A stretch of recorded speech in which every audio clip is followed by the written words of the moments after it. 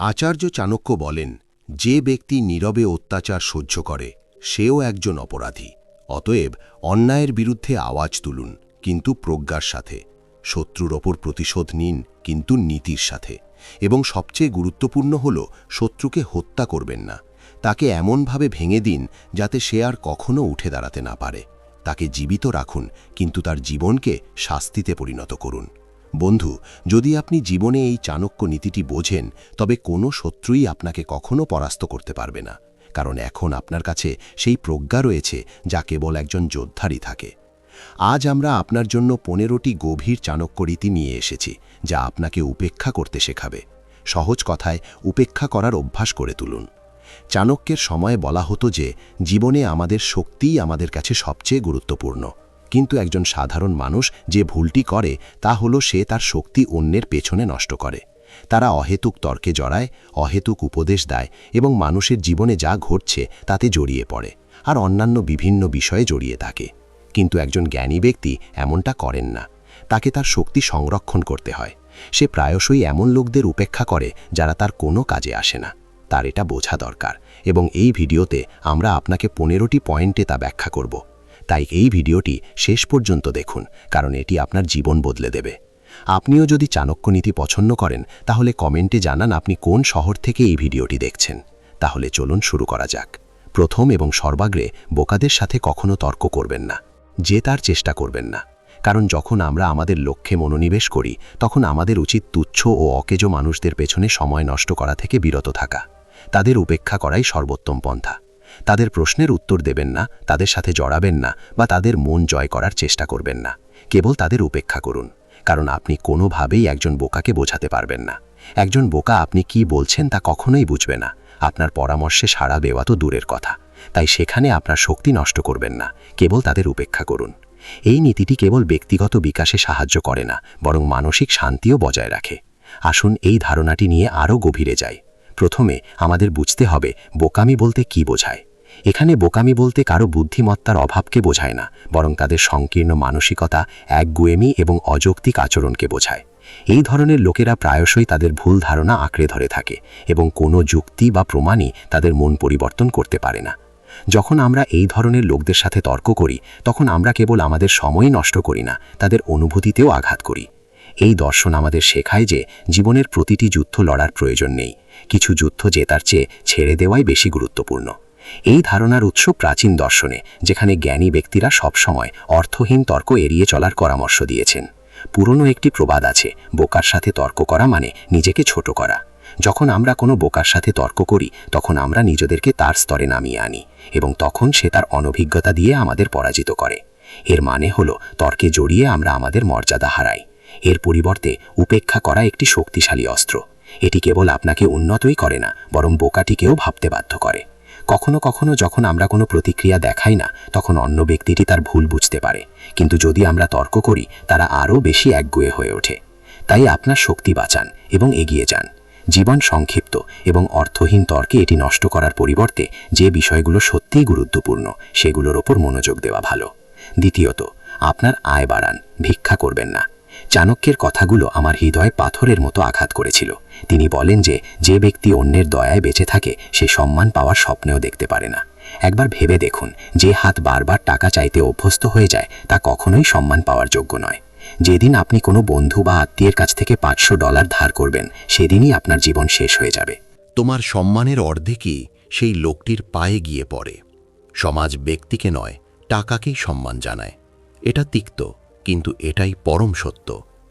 যদি তুমি এখনও বাবার উপার্জনে বা বন্ধুদের সমর্থনে বেঁচে থাকো, তবে সম্মানের আশা ছেড়ে দাও। নিজের খরচ নিজেই চালাও। আয় কম হলেও সেই টাকাটা তোমার নিজেরই হওয়া উচিত। যখন তোমার পকেটে কষ্টার্জিত টাকা থাকে, তখন তোমার কণ্ঠের এক অন্যরকম শক্তি থাকে। সেই শক্তি তোমাকে কারো সামনে মাথা নত করতে দেয় না। এমনকি একজন উপার্জনকারীর কুঁড়ে ঘরও একটি প্রাসাদের চেয়ে নিরাপদ, আর ভিক্ষুকের প্রাসাদও কারাগারের মতো।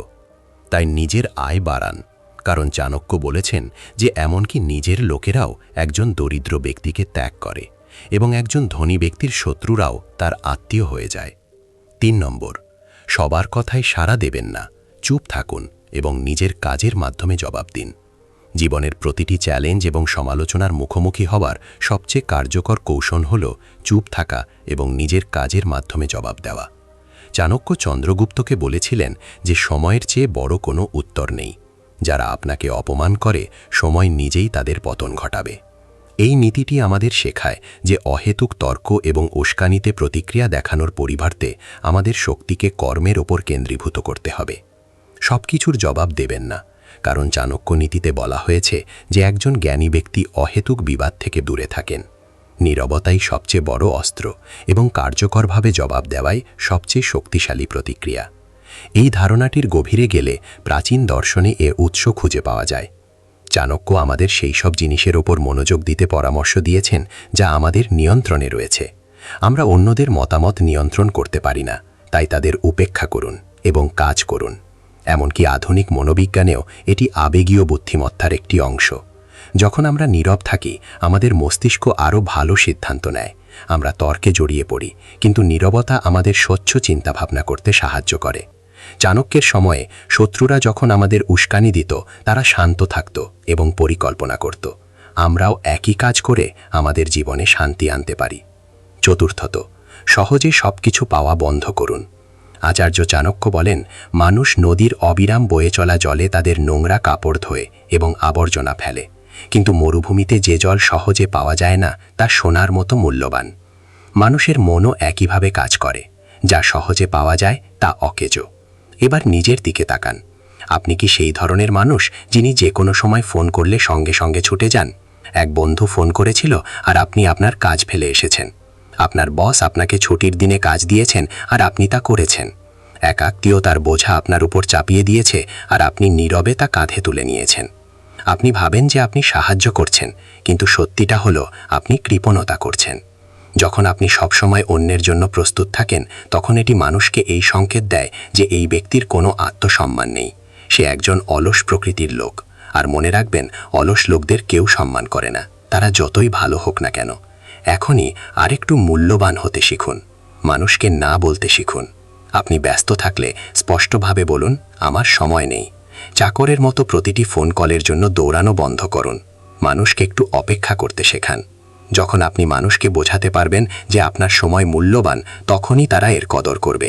আপনি যদি নিজেকে অবাধে বিলিয়ে দেন, তবে পৃথিবী আপনাকে ভাঙা জিনিস হিসেবে বিক্রি করে দেবে। 5 নম্বর, না বলতে শিখুন। নিজের সীমা নির্ধারণ করুন। চাণক্য বলেছিলেন যে একজন ব্যক্তিকে অবশ্যই তার সীমা নির্ধারণ করতে হবে, অন্যথায় লোকেরা তার সুযোগ নেবে। তার সময়ে রাজাদের প্রতিটি দাবি মেনে নিতে হতো, কিন্তু চাণক্য শিখিয়েছিলেন যে না বলাই বুদ্ধিমানের কাজ। জীবনের সবচেয়ে বড় শিল্প হল নিজের স্থান বোঝা এবং তা দৃঢ়ভাবে রক্ষা করা। আপনি যদি সবার সব কথায় হ্যাঁ বলতে থাকেন, তবে লোকেরা শীঘ্রই আপনাকে দুর্বল হিসেবে দেখতে শুরু করবে। তারা আপনার ক্ষতি বিবেচনা না করেই নিজেদের সুবিধার জন্য আপনার শক্তি, সময়, অর্থ এবং আবেগ ব্যবহার করতে শুরু করবে। চাণক্যের নীতিতে বারবার বলা হয়েছে যে যে সব কিছুতে হ্যাঁ বলে সে নিষ্পেষিত হয়। সে নিজেকে এতটাই ছোট করে ফেলে যে লোকেরা তাকে পদদলিত করতে শুরু করে। তাই না বলা অহংকারের লক্ষণ নয়, বরং আত্মসম্মানের দিকে প্রথম পদক্ষেপ। যখন আপনি না বলেন, আপনি আপনার সীমানা রক্ষা করেন। এটি দেখায় যে আপনার জীবনে কিছু নির্দিষ্ট নিয়ম আছে, আপনার কিছু নির্দিষ্ট মূল্যবোধ আছে এবং এমন কিছু জিনিস আছে যেগুলোতে আপনি কখনো আপোষ করবেন না। উদাহরণস্বরূপ, যদি কোনো বন্ধু বা আত্মীয় টাকা ফেরত দেওয়ার কথা না ভেবে বারবার আপনার কাছে টাকা চায়, আপনি প্রতিবার হ্যাঁ বলে তাদের অভ্যস্ত করে ফেলেন। তারা ভাববে যে আপনি সব সময় তাদের জন্য উপলব্ধ। কিন্তু একবার আপনি স্পষ্টভাবে না বললে তারা বুঝবে যে সীমা অতিক্রম করা যাবে না। এটি কেবল আপনার সম্মানই বাড়াবে না, বরং সম্পর্ককেও আরও ভারসাম্যপূর্ণ করে তুলবে।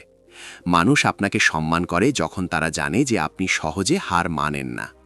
এই একই নীতি চাণক্যের সময় রাজনীতি এবং রাষ্ট্র পরিচালনায়ও প্রযোজ্য ছিল। গুপ্তচর, মন্ত্রী বা সহযোগীরা প্রায়শই রাজার কাছে অযৌক্তিক দাবি করত। 6, আপনার তথ্য কাউকে দেবেন না। চাণক্য নীতিতে বলা হয়েছে যে একজন জ্ঞানী ব্যক্তির সর্বদা 3টি জিনিস পাতালপুরীতে লুকিয়ে রাখা উচিত: তাদের পারিবারিক বিবাদ, তাদের নিজেদের অপমান এবং তাদের নিজেদের আর্থিক ক্ষতি। আজকাল মানুষের মধ্যে সহানুভূতি চাওয়ার একটি রোগ আছে। তারা একটু দুঃখ পায় আর সারা বিশ্বে তাদের দুঃখের গল্প বলতে শুরু করে। তারা ভাবে মানুষ তাদের সাথে কাঁদবে। কিন্তু এই বোকামির ফাঁদ থেকে বেরিয়ে এসো। এই পৃথিবীটা দর্শকদের জন্য। যখন তুমি তোমার ক্ষত দেখাও, মানুষ তোমার সামনে দুঃখ প্রকাশ করে, কিন্তু তোমার পেছনে হাসে। তারা বলে, দেখো লোকটা কত গরিব। আর মনে রেখো, গরিব মানুষকে কেউ সম্মান করে না, তাকে শুধু করুণা করা হয়। আর তুমি করুণা চাও না, তুমি সম্মান চাও। যদি কেউ তোমাকে অপমান করে, তা হজম করে নাও, তা তোমার মুখে প্রকাশ হতে দিও না। যদি ব্যবসায় লোকসান হয়, তা তোমার হাসির আড়ালে লুকিয়ে রাখো। কারণ পৃথিবী যদি জানতে পারে যে তুমি ভেতর থেকে ভেঙে পড়েছ, তারা তোমাকে ইট ভেবে তাদের পায়ের নিচে পিষে ফেলবে। তোমার চোখের জলকে তামাশা করো না। 7. ছেড়ে দিতে শেখো, বোঝা ছেড়ে দাও। চাণক্য বলতেন যে ভারী বোঝা বয়ে নিয়ে সামনে এগোনো যায় না। তার সময়ে পুরনো শত্রু, পুরনো ক্ষোভ এবং অতীতের পরাজয়কে ভুলে যেতে হতো। কারণ কোনো রাজা বা যোদ্ধা যদি অতীতের বোঝা বয়ে বেড়াতে থাকেন, তবে তিনি বর্তমানের যুদ্ধে হেরে যাবেন। চাণক্যের এই শিক্ষা আজও ঠিক ততটাই প্রাসঙ্গিক। জীবনে এগিয়ে যেতে হলে সচেতনভাবে কিছু জিনিস ছেড়ে দেওয়া প্রয়োজন। জীবন একটি দীর্ঘ যাত্রা, এবং আপনি যদি পুরনো সবকিছু আঁকড়ে ধরে থাকেন, তবে আপনি কখনোই আপনার গন্তব্যে পৌঁছাতে পারবেন না। উপলব্ধি 2 প্রকারের হয়। একটি বাহ্যিক, যেমন পুরনো সম্পর্ক যা এখন কেবল যন্ত্রণা দেয়, এবং অন্যটি অভ্যন্তরীণ, যেমন পুরনো ভুল, অপরাধবোধ, অনুশোচনা, ঘৃণা, ঈর্ষা বা পরাজয়ের যন্ত্রণা। চাণক্য ব্যাখ্যা করেছেন যে যে ব্যক্তি বারবার অতীতকে যাপন করে, সে কখনোই বর্তমানকে পুরোপুরিভাবে যাপন করতে পারে না। অতএব ছেড়ে দেওয়া কোনো দুর্বলতা নয়, বরং প্রজ্ঞা। এটি শক্তি সঞ্চয়ের দ্রুততম উপায়। একইভাবে অনেক মানুষ ভুল করার পর বছরের পর বছর ধরে নিজেদেরকে অভিশাপ দিতে থাকে। আমি কেন ওটা করলাম? যদি আমি ওটা না করতাম, তাহলে আজ এই অবস্থা হতো। এই চিন্তাগুলো বারবার মনে আসে এবং তাদের সামনে এগিয়ে যেতে বাধা দেয়। চাণক্য বলতেন যে অতীতকে শিক্ষা হিসেবে গ্রহণ করা উচিত, কিন্তু একে যেন বোঝা হতে না দেওয়া হয়। একটা ভুল হয়েছিল, একটা শিক্ষাও পাওয়া গেছে। এবার তা থেকে বেরিয়ে এসো। যা হওয়ার হয়ে গেছে। এখন বর্তমানে আরও ভালো করার দিকে মনোযোগ দাও। অপরাধবোধ, অনুশোচনা, আত্মঘৃণা, এগুলো সবই বোঝা যা তোমাকে পিছিয়ে রাখে। এগুলো ছেড়ে দাও, নিজেকে ক্ষমা করো। কারণ তুমি যদি নিজেকে ক্ষমা না করো, তবে এই পৃথিবী তোমাকে সামনে এগোতে দেবে না। 8 নম্বর, নীরবতার ভয়। চাণক্য বলেন যে একজন বোকা তার জিহ্বার দ্বারা নিহত হয়, আর একজন জ্ঞানী তার নীরবতার দ্বারা শাসন করে। জঙ্গলের দিকে তাকাও, একটি সিংহ গর্জন করে, কিন্তু সে দিনে 24 ঘন্টা গর্জন করে না। সে কেবল তখনই শব্দ করে যখন তার শক্তি দেখানোর প্রয়োজন হয়। কিন্তু একটি ব্যাঙ সারা দিন ধরে ডাকে, এবং কেউ তাকে ভয় পায় না। আমাদের 90% এই ভুলটি করে। আমরা খুব বেশি কথা বলি। আমরা সবকিছু নিয়ে আমাদের মতামত দিই। আমরা সবাইকে আমাদের দুঃখের গল্প, আমাদের পরিকল্পনা, আমাদের স্বপ্ন বলে বেড়াই। আমরা মনে করি যে বেশি কথা বললে আমাদের আরো বুদ্ধিমান মনে হবে, কিন্তু বাস্তবতা এর ঠিক উল্টো। যখন আপনি খুব বেশি কথা বলেন, তখন আপনার আসল উদ্দেশ্য প্রকাশ হয়ে যায়। আপনার মূল্য কমে যায়। লোকেরা আপনার কথাকে গুরুত্ব দেওয়া বন্ধ করে দেয়।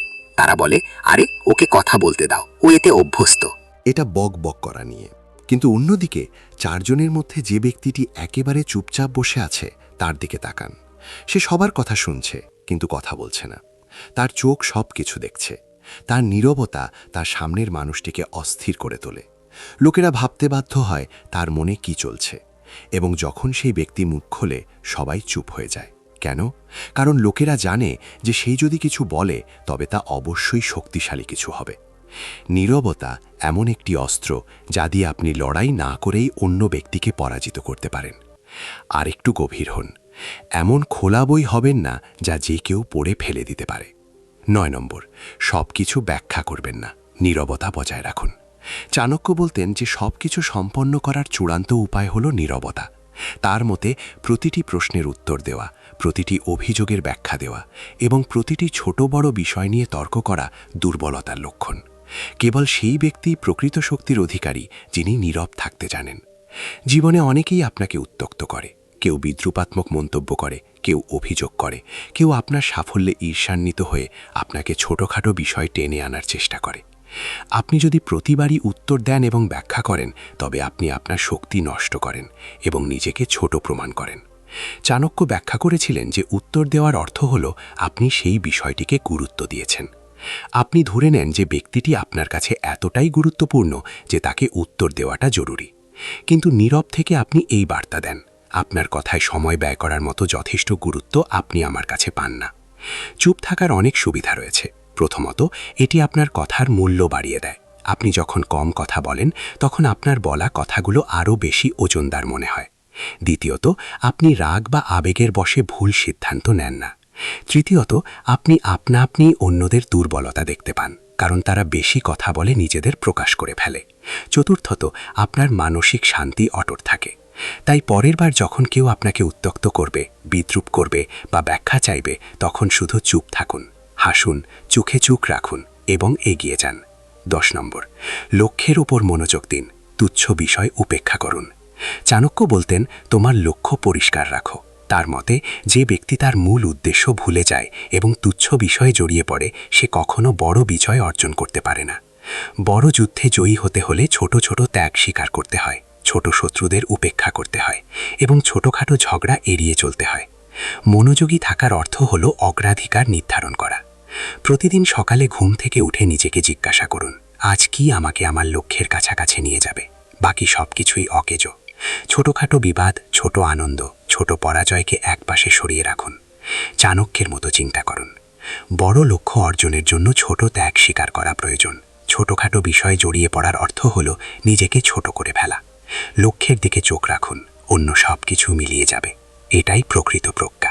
11 নম্বর, অতিরিক্ত সরল হবেন না, জ্ঞানী হন। চাণক্য বলতেন যে মানুষ সরলতার সুযোগ নেয়। যে ব্যক্তি অতিরিক্ত সরল, সে সরলতার ভান করে।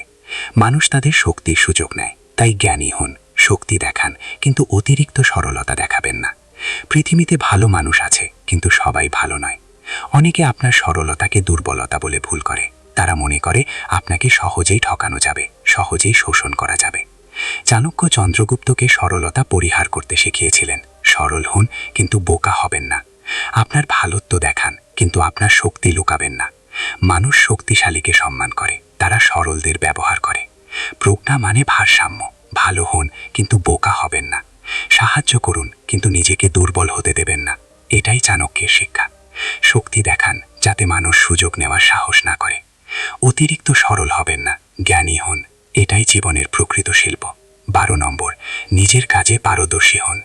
আচার্য চাণক্য বলেন যে একজন মানুষ দেখতে যতই সুন্দর হোক না কেন, সে যতই বড় পরিবারে জন্মগ্রহণ করুক না কেন, কিন্তু যদি তার মধ্যে গুণ না থাকে, যদি সে কোনো কাজ করতে না জানে, তাহলে সে এমন এক ফুলের মতো যা দেখতে লাল কিন্তু যার কোনো সুগন্ধ নেই।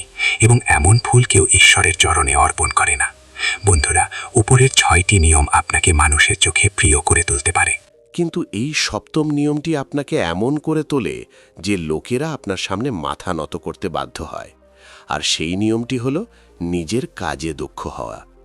এই পৃথিবী সম্পর্কে একটি খুব কঠিন সত্য আছে। পৃথিবী আপনার চেহারা ভালোবাসে না, পৃথিবী আপনার পকেট ভালোবাসে না, পৃথিবী শুধু আপনার প্রয়োজন ভালোবাসে। যেদিন আপনি কোনো কিছুতে এতটাই পারদর্শী হয়ে উঠবেন যে আপনার মতো আর কেউ থাকবে না, সেদিন পৃথিবী আপনাকে মাথা নত করে অভিবাদন জানাতে বাধ্য হবে।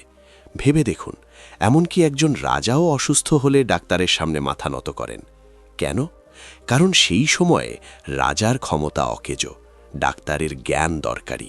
যখন আপনি নিজের কাজে দক্ষ হয়ে ওঠেন, তখন লোকে আপনার ত্রুটিগুলোও খেয়াল করে না। যদি আপনি আপনার কাজে ভালো হন, লোকে আপনার রাগ এবং মেজাজকেও সম্মান বলে। কিন্তু যদি আপনি কিছুই না জানেন, যদি আপনি অলস হন, আপনি যতই সুন্দর পোশাক পরুন না কেন, যতই মিষ্টি করে কথা বলুন না কেন, লোকে আপনার পেছনে আপনাকে পৃথিবীর বোঝা বলেই ডাকবে। তাই সম্মানের খোঁজে মানুষের পেছনে ছোটা বন্ধ করুন।